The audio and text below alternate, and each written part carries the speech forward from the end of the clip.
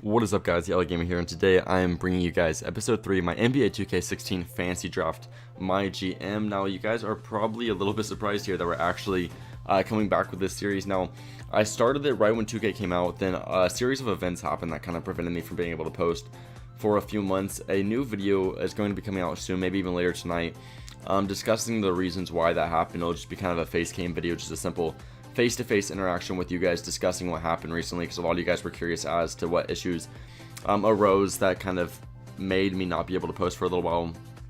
And another thing I want to say is I did also post a new series yesterday, a Lakers rebuilt franchise, which I'm really excited about. So I would really appreciate it if any of you guys if that sounds interesting to you, I'd surely appreciate it if you guys went over there and check that out. But either way, we are going to come in and start checking out what's going on in this game. We are the Orlando Magic. We are going up against the Indiana Pacers. Currently, in this game, we are 9-1. Our record is 9-1. Last game, we played the first game of the season. If you guys did not watch that video, I recommend you do, but we did come away with a victory to be 1-0 on the season, and then following that, we lost our very next game. So I was like, okay, 1-1. I mean, obviously, it's so early in the season, but okay, we started off all right. 1-1 is definitely nothing to complain about. But then we go on an 8-game winning streak to be 9-1, and that leads us to this game right here against the Indiana Pacers. Now, the reason I chose this Pacers team was because I looked closely at their lineup, and it looked really, really talented. It looked stacked, so I was like, this has to be a tough competition. Obviously, we're 9-1. We obviously did something right in the draft, so I had to figure that we're doing a pretty good job. It's right here, DeAndre Jordan cashes a mid-range jump shot. I had a comment over that one because I really could not believe it when it happened that DeAndre Jordan hit that jump shot. So I figured, okay, we got to find ourselves a little bit of competition. I looked at this line. They got Klay Thompson. They had Klay Thompson was really obviously the highlight of the group. But then I also believe they had Goran Dragic, who's a very talented player.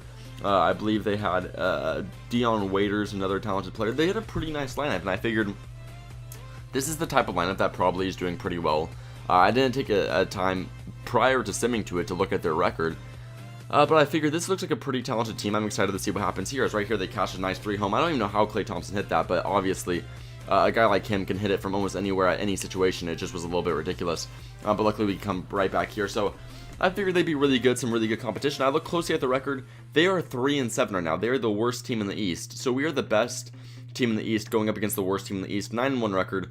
Obviously, we are at an 8-game winning streak. We are trying to increase that to 9. And hopefully keep on going from there. So obviously there's some work that needs to be done, but we're just going to take it one game at a time. And right here we're going to hit a 3 in the corner with our man. I believe that is DeMarre Carroll. Which brings me to mention that before we get any further, I must say that DeMarre Carroll went absolutely off this game. He did a phenomenal job. You guys will obviously see the box score at the end of this game, but he did a very impressive job. But this game obviously is going to be a tough one. I don't know why it happened, but obviously with us being the best team in the East, them being the worst one without me checking, of course, I figured this would be a relatively easy contest once I check the records. Right here, Paul George going to pull up from the top of the key, knock home that deep mid-range shot right at the buzzer. So I figured checking records, and obviously if you're the best team in a conference, you're playing the worst team in the conference, every analyst and everybody around the whole entire league, or any fan of that sport in general, will have to go with the assumption that you're going to win by a pretty wide margin. That didn't really happen to be the case in this game. You see right here, we're fighting pretty hard to get a pretty nice lead, and right here about the end of this third quarter, we start pushing away, but not after a pretty tight fight right here. You see DeMarre Carroll's open there in the corner to knock home the 3. We were going up by 6. I believe that's our large lead of the game. And right here, you start to get the impression that we are going to start pulling away, but it does not end up being the case. Al Jefferson tries to pass it off to the corner. Goran Dragic happens to take that one, and down the court he will go to score that little fast break 2 points. So we start getting a little bit worried, as right here, Goran Dragic once again totally destroying our defender on that fake pass, coming down the lane, nicely hitting that floater over, I believe, Al Jefferson.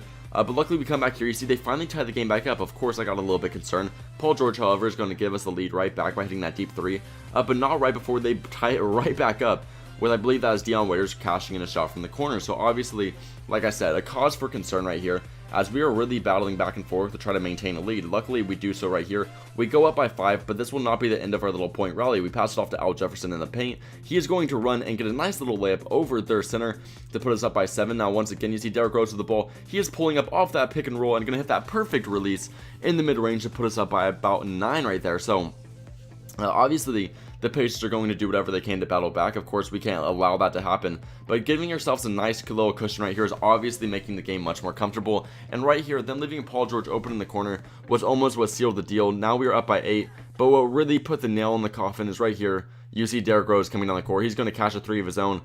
And there was really no need to show a play after that. Once we started pulling away by more than 10 in the fourth quarter, with about a few minutes remaining, there was really no doubt in anybody's mind who was going to be the victor in that game.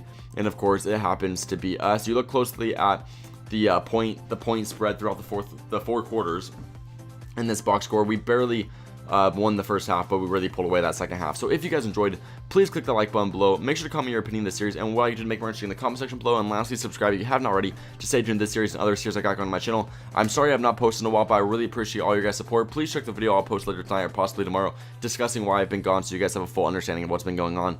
But that is all. I will see you guys in the next episode, and peace out.